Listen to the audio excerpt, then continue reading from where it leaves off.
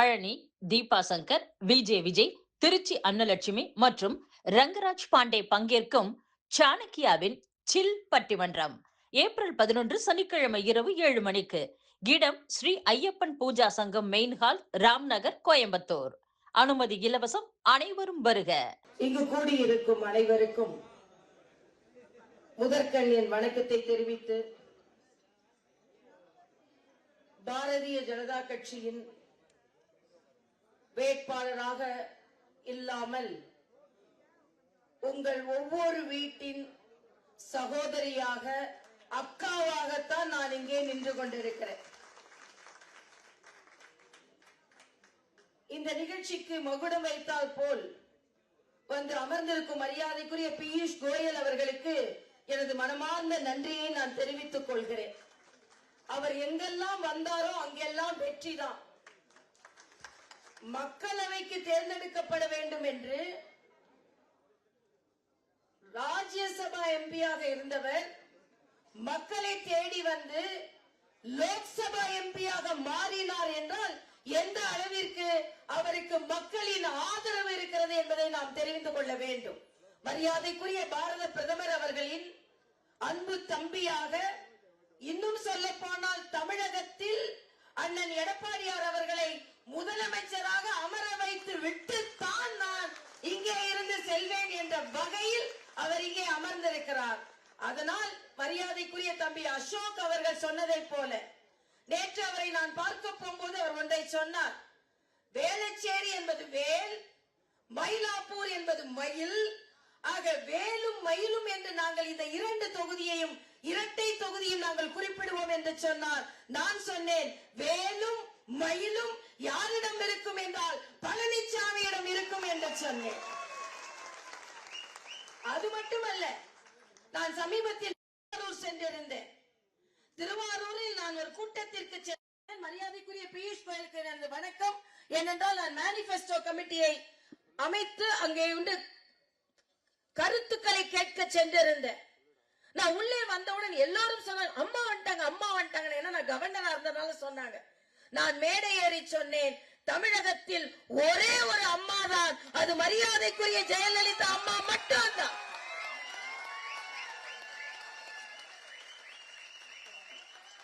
என்னை அம்மா என்றெல்லாம்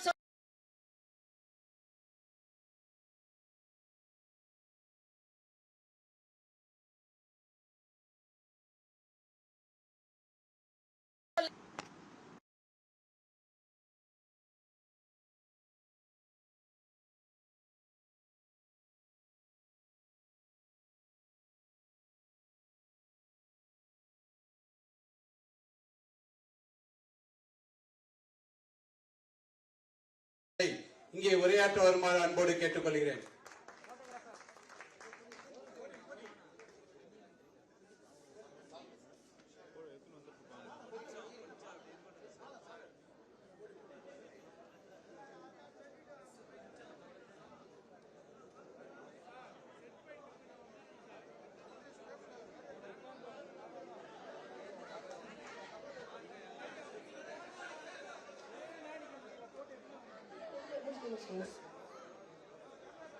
இங்கு கூடியிருக்கும் அனைவருக்கும் முதற்கண் என் வணக்கத்தை தெரிவித்து, பாரதிய ஜனதா கட்சியின் வேட்பாளராக இல்லாமல் உங்கள் ஒவ்வொரு வீட்டின் சகோதரியாக, அக்காவாகத்தான் நான் இங்கே நின்று கொண்டிருக்கிறேன். இந்த நிகழ்ச்சிக்கு மகுடம் வைத்தால் போல் வந்து அமர்ந்திருக்கும் மரியாதைக்குரிய பியூஷ் கோயல் அவர்களுக்கு எனது மனமார்ந்த நன்றியை நான் தெரிவித்துக் கொள்கிறேன். அவர் எங்கெல்லாம் வந்தாரோ அங்கெல்லாம் வெற்றிதான். மக்களவைக்கு தேர்ந்தெடுக்கப்பட வேண்டும் என்று ராஜ்யசபா எம்பியாக இருந்தவர் மக்களை தேடி வந்து லோக்சபா எம்பியாக மாறினார் என்றால் எந்த அளவிற்கு அவருக்கு மக்களின் ஆதரவு இருக்கிறது என்பதை நாம் தெரிந்து கொள்ள வேண்டும். மரியாதைக்குரிய பாரத பிரதமர் அவர்களின் அன்பு தம்பியாக, இன்னும் சொல்ல போனால் தமிழகத்தில் அண்ணன் எடப்பாடியார் அவர்களை முதலமைச்சராக அமர வைத்து விட்டுத்தான் நான்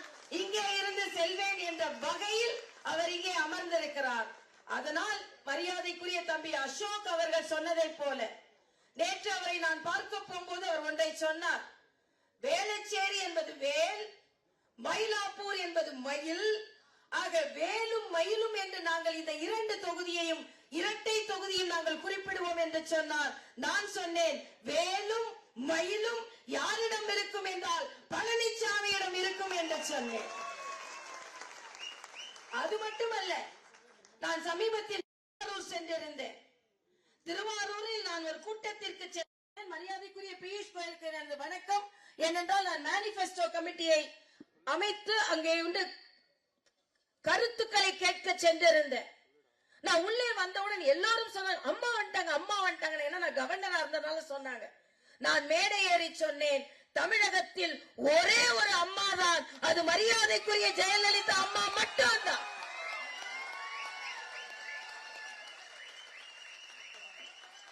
என்னை அம்மா என்றெல்லாம் சொல்லாதீர்கள், வயதிற்காக நான் சொல்லவில்லை. அக்கா என்று அழையுங்கள். தமிழகத்தில் தமிழக மக்களுக்காக எல்லாம் செய்த அம்மா என்றால் அவர் ஒருவர் தான், இந்த நாடு இருக்கிற வரைக்கும், இந்த உலகம் இருக்கிற வரைக்கும் என்று சொன்னேன். அதே போல்தான் தம்பி அசோக் சொன்னதை போல எனக்கு இன்னொரு ஆசீர்வாதமும் உண்டு.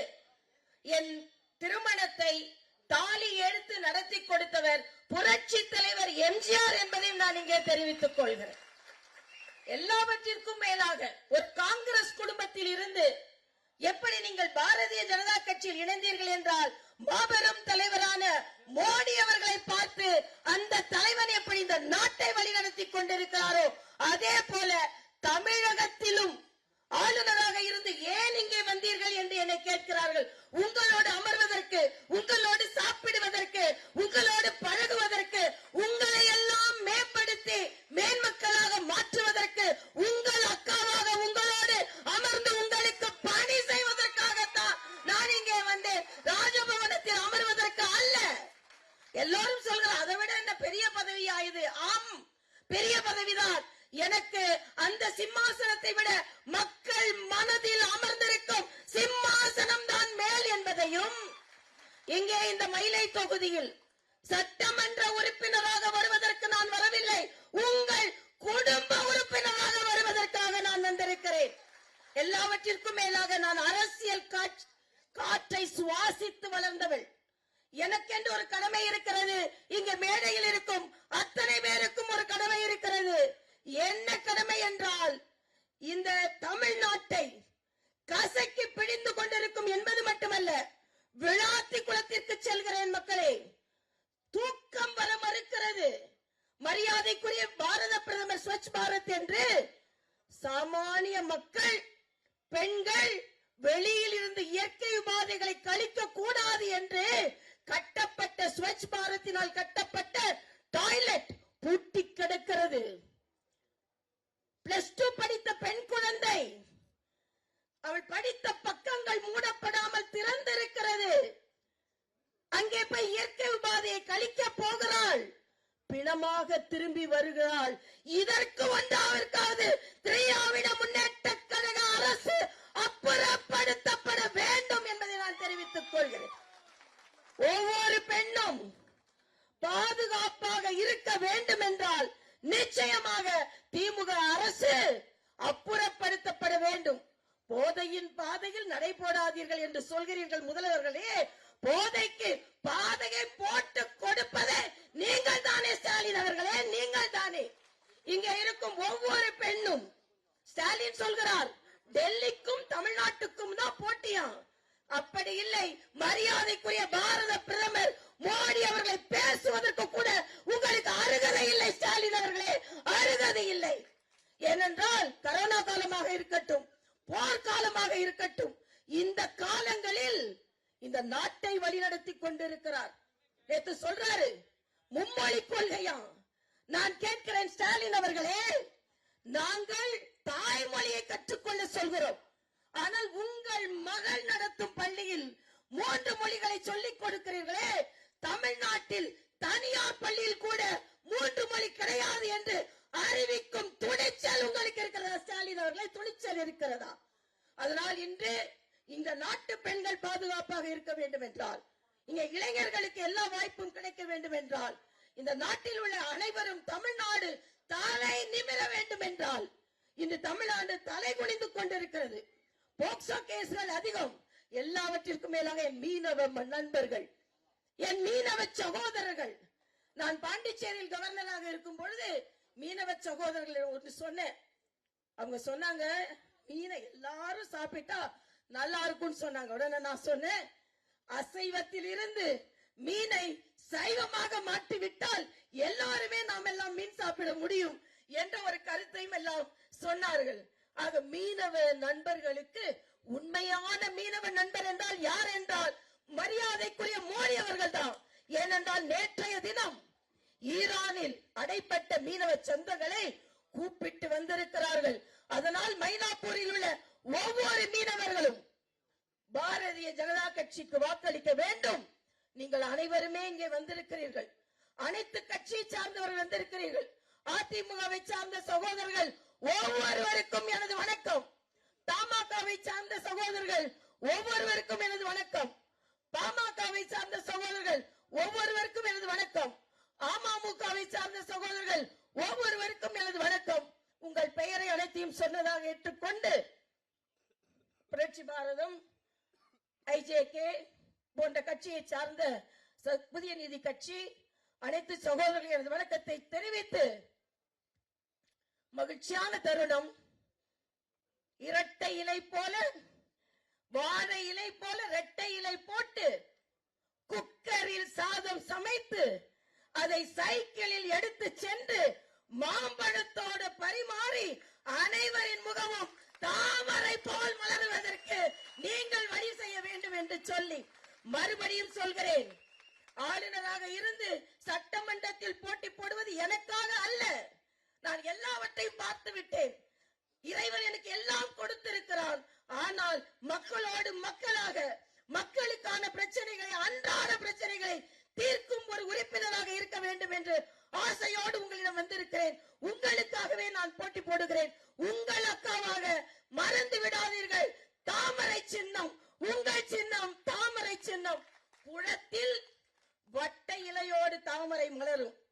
2026 இரட்டை இலையோடு தாமரை ஜெயிக்கும், இரட்டை இலை ஆட்சி அமைக்கும் என்று சொல்லி செங்கோல், மரியாதைக்குரிய பாரத பிரதமர் செங்கோலை, தமிழ்நாட்டு செங்கோலை பாராளுமன்றத்தில் வைத்தார். அண்ணன் எடப்பாடியார் அவர்கள் முதலமைச்சராக வீற்றிருக்கும் பொழுது பிரதமர் அவர்களை அழைத்து செங்கோலை சட்டமன்றத்தில் நிறுவி திராவிட முன்னேற்ற கழகத்திற்கு பணி கொடுக்க போகிறோம் என்று சொல்லி உங்களிடம் விடைபெறுகிறேன்.